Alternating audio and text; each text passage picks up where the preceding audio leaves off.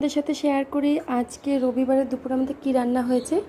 এখানে আছে হলো সাদা ভাত আছে খুব, আর এখানে আছে হলো তোমার ডাঁটার শাক ভাজা করা হয়েছে রসুন দিয়ে, আর স্পেশালি এই প্রেশার কুকারে করা হয়েছে কিন্তু এই যে ইলিশ ভাপা।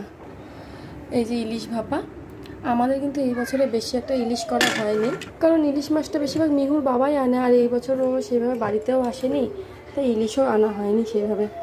এই নিয়ে আজ মাত্র 2 দিন আনা হলো, আর তবুও আজকে কিন্তু খুব একটা বড় সাইজের ইলিশটা আনা হয়নি। দাঁড়াও দেখাচ্ছি, এই দেখো মিডিয়াম।